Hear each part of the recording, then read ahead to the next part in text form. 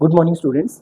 आज हम कर रहे हैं tense correct forms of the verb, या फिर इस सब्जेक्ट को बोलते हैं, इसको टॉपिक को हम sequence of tense, sequence of tense, या फिर हमने बोला इसको correct forms of the verb.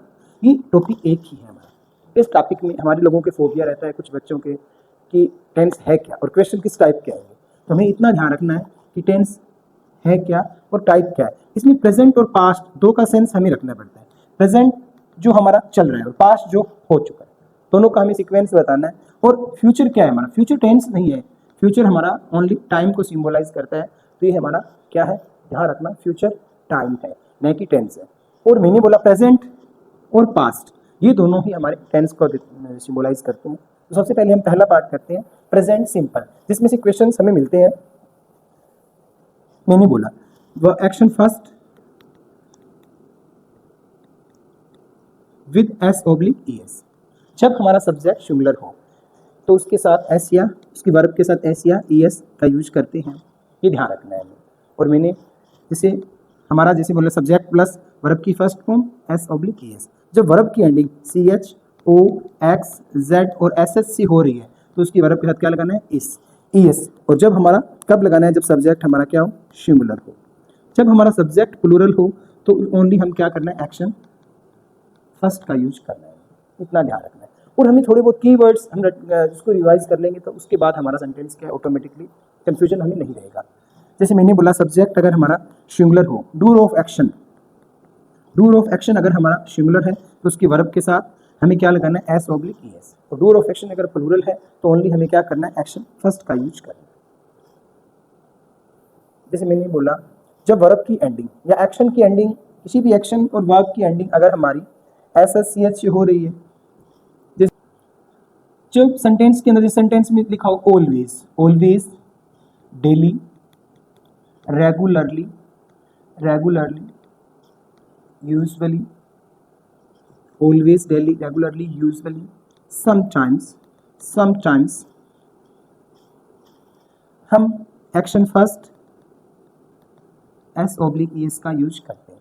Sentence देखा मैंने, he always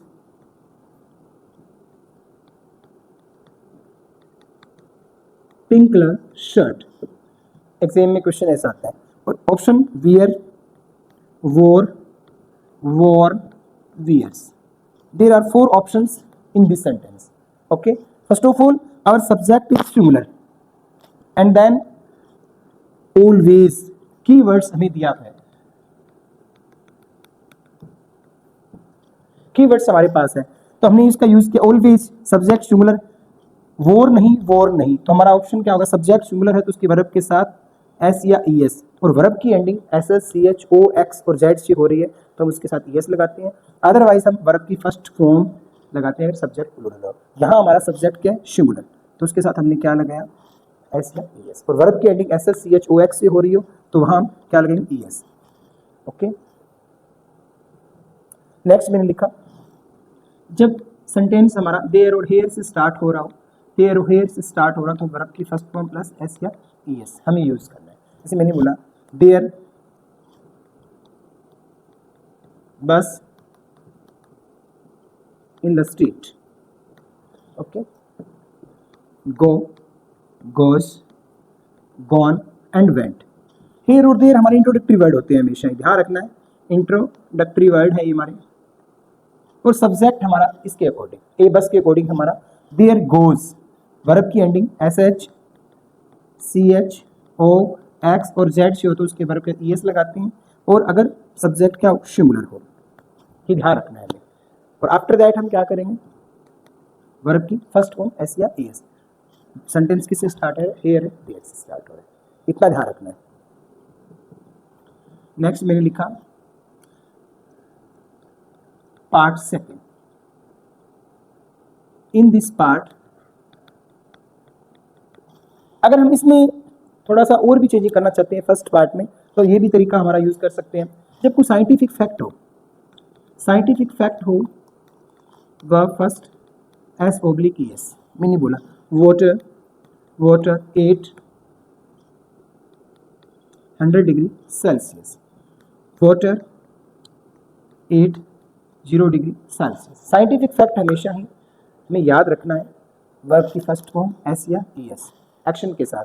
water 100 degree Celsius, boils, freeze, freezers.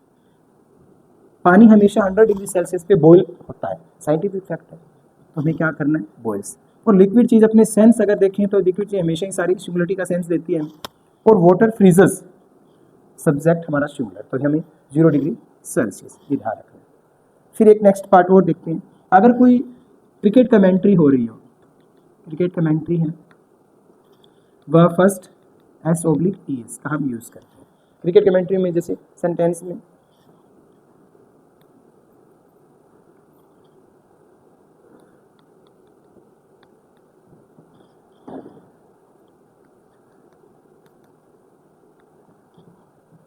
As you wish, subject हमारा singular, throw.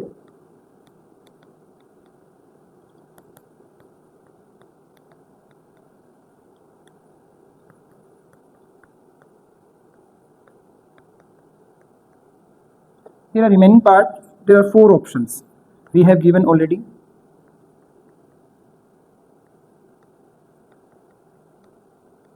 First of all, we should cut the parts of, I think, through, subject singular. Cricket commentary is always in present simple and action first already.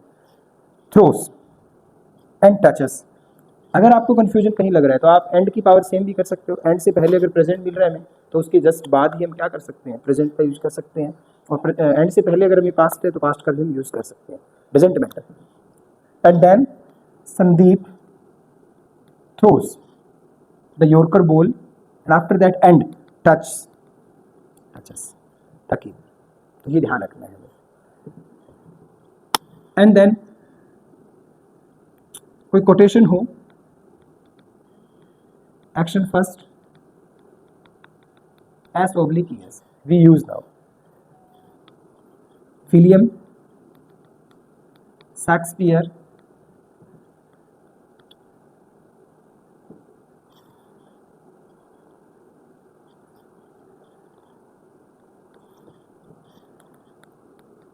world is a stage. Okay, quotation में हम option में अगर से और says और shade और saying हो तो कॉन्टिन्यूस फॉर्म का यूज नहीं करेंगे, ना ही हम इसको पार्ट 4 में रखेंगे, सिर्फ only says. William Shakespeare says world is a stage. Quotation हो, कोई प्रोवर्ब हो, action first, S/E/S we use now. And then next part में अगर हम देखें, जैसे मैंने बोला the prime minister, newspaper headlines, if you are using nine, newspaper headlines are used in action first, S/E/S newspaper headlines. And then the prime minister oath in the parliament, तो newspaper headlines हमेशा ही action first में। Okay, the prime minister takes oath in the parliament, newspaper headlines का use भी हम किस में करेंगे, प्रेजेंट सिंपल में करेंगे। तो ये वाला फर्स्ट पार्ट कंप्लीट होता है और आफ्टर दैट हम सेकंड पार्ट को स्टार्ट करेंगे। Okay, have a nice day.